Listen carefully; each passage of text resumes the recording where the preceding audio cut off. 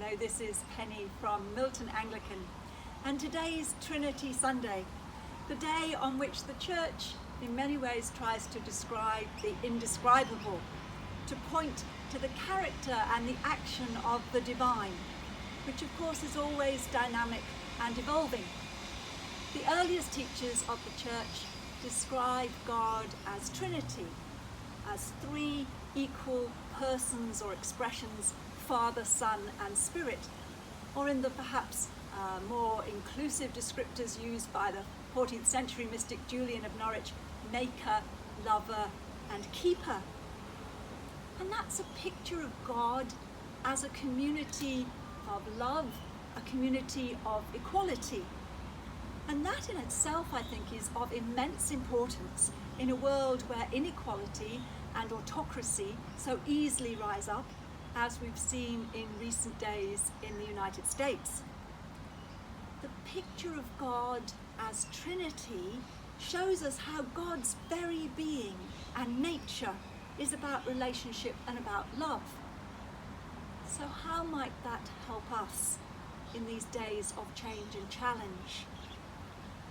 I think pictures help, and sometimes I think of our world being like a really dry, arid landscape, thirsty for the living water of which Jesus speaks. And where does that water come from? Well, the theologian Paul Tillich describes it as coming from the mystery of God, the ground of being. And when we're anxious and afraid, we ground ourselves indeed in that very ground of our being from which the living water springs. It's a spring of truth and of justice. That living water, bubbling up, was made manifest in the life and dying and rising of Jesus, whom we call Christ. The living water flowed out in his every word and action, bringing refreshment and hope and joy.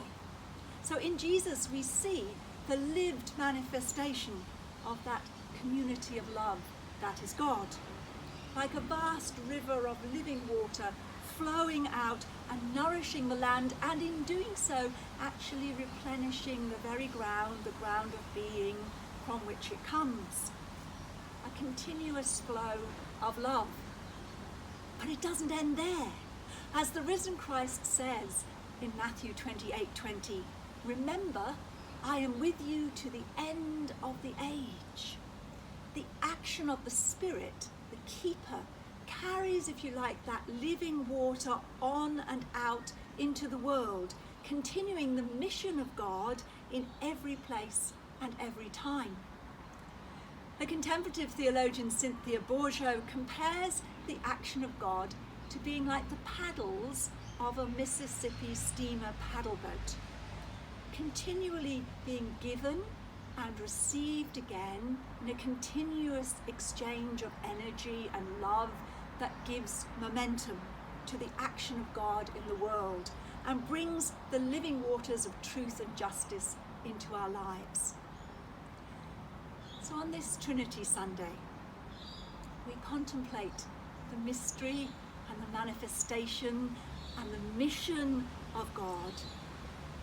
And we can recognize that this dynamic is present in our lives and in our world, bringing truth and justice to the places that need it most.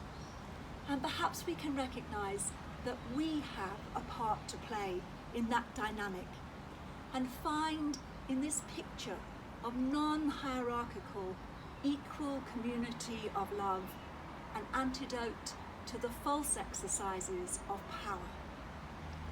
Amen.